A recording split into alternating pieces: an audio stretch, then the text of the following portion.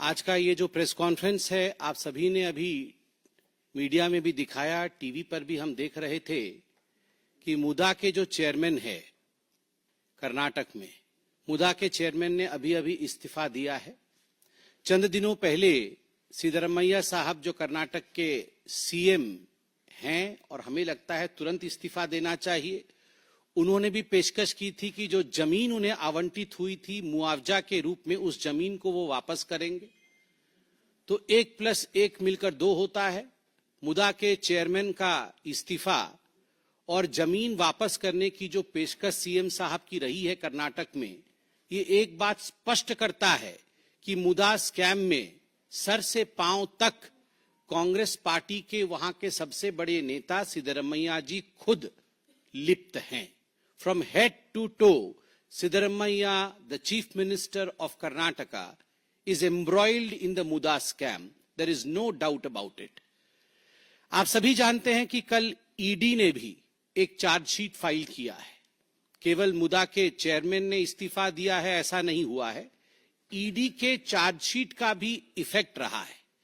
ED के chargesheet में यह दावा किया गया है और सुनकर ही मुझे बड़ा आश्चर्य होता है कि इस प्रकार भी राजनीति होती है कि ये जो कर्नाटक में कर्नाटक महर्षि वाल्मीकि अनुसूचित जनजाति विकास निगम, हमारे अनुसूचित जाति के लोग और अनुसूचित जनजाति के लोगों के लिए, एससी एसटी वेलफेयर के लिए जो फंड है कर्नाटक में, that lies under the aegis of Maharshi Valmiki अनुसूचित जनजाति विकास निगम, उसके फंड में किस प्रकार से उसे डाइवर्ट करके आम चुनाव जो अभी 2024 में हुए थे, उस आम चुनाव में बेल्लारी लोकसभा में लगभग 7 लाख से अधिक लोगों को 200 रुपए करके बांटा गया है। In fact the ED's chargesheet categorically mentions that the money which was meant for the welfare of SC and the ST community, which was in the custody of the Maharshi Valmiki board, which was in fact the money of the taxpayers, that was used for a political purpose by the Congress party. Congress ने 7 lakh voters को कांग्रेस को vote देने के लिए 200 रुपए, किसी को 200, किसी को 300, किसी को 400, इस प्रकार से वहां बांटा है। They tried to influence the election of Bellary Lok Sabha seat. और आप सभी जानते हैं कि जहां तक ये मुदा स्कैम का विषय है, इसमें जो लेखा अधीक्षक, द चीफ अकाउंटेंट जो मुदा के रहे थे, P Chandrashekhar, he had committed suicide, उन्होंने आत्महत्या की थी। और जो उन्होंने सुइसाइड नोट छोड़ा था, उस सुइसाइड नोट में बहुत कुछ चौंकाने वाला था। उसमें कैटेगोरिकली लिखा हुआ है कि निगम के बैंक खाते से, महर्षि वाल्मीकि निगम जो है, उस निगम के बैंक खाते से लगभग 187 करोड़ रुपए अनाधिकृत हस्तांतरण, इलीगल शिफ्टिंग हुई है।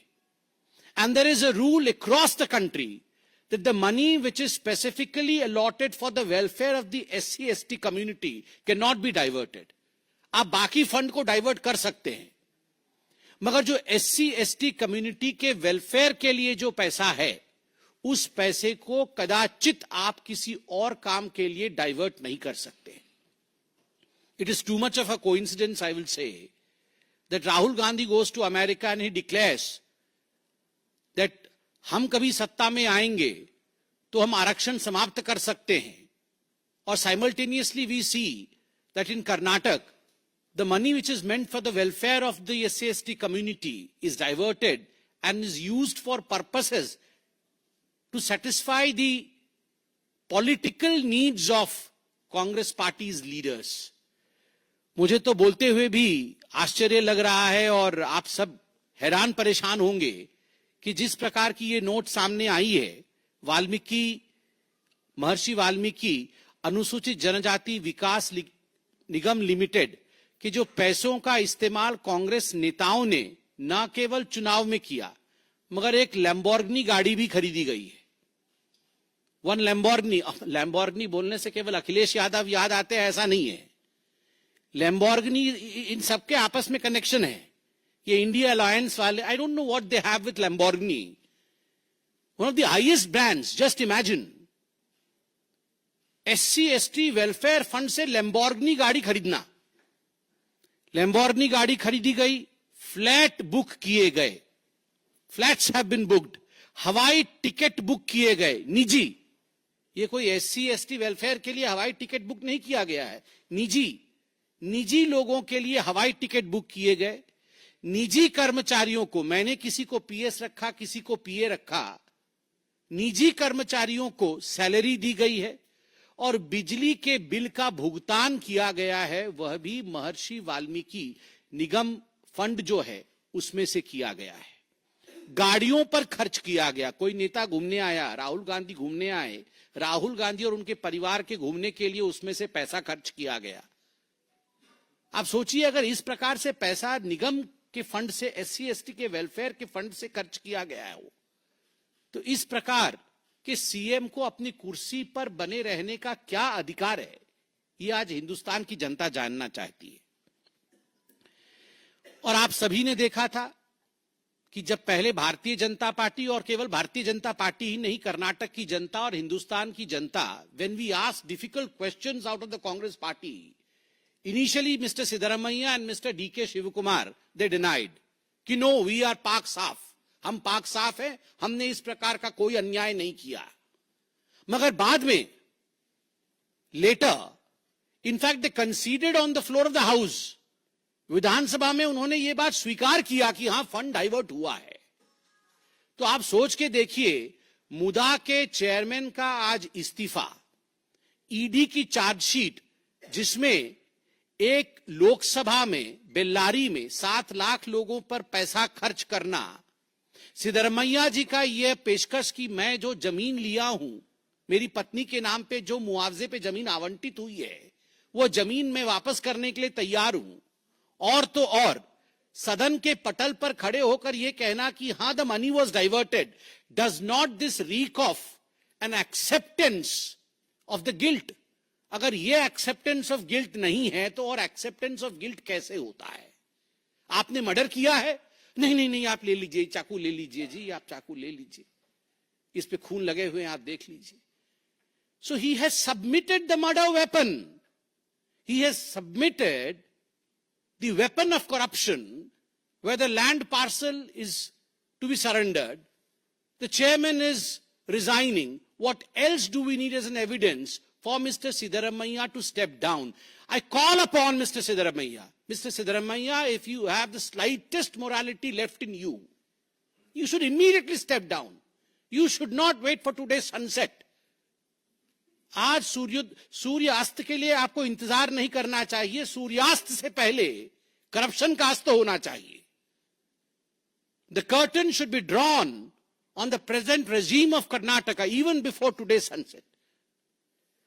बंधुगण, ये जो पूरा मुदा स्कैम और जो महर्षि वाल्मीकि स्कैम चल रहा है, उसमें बी नागेंद्र, जो उनके खुद के विधायक है, कांग्रेस पार्टी के मंत्री उस विभाग के रह चुके हैं, महर्षि वाल्मीकि फंड डाइवर्ट जो हुआ है उस विभाग के जो मंत्री रह चुके हैं, आज वो जुडिशियल कस्टडी में है, ही इज बिहाइंड बार्स, वो जेल के सलाखों पीछे। 16 kg सोना, कोई ग्राम में नहीं बोल रहा हूं, केजी, किलोग्राम, 16 kg सोना और 2.5 करोड़ रुपए बरामद हो चुके हैं। 16 kg सोना, सोचना थोड़ा सा भयावह लगता है। 16 kg सोना बरामद हुआ है और 2.5 करोड़ रुपए बरामद हुआ है, और उसके बाद भी हमें प्रेस कॉन्फ्रेंस करनी पड़ रही है कि मुख्यमंत्री जी आप सिंहासन छोड़िए। अरे 16 kg में तो पूरा का पूरा मुख्यमंत्री जी का सिंहासन वो सोने का बन जाएगा, फिर भी आप सिंहासन नहीं छोड़ रहे। इस प्रकार की निर्लज्जता केवल कांग्रेस में ही हो सकती है।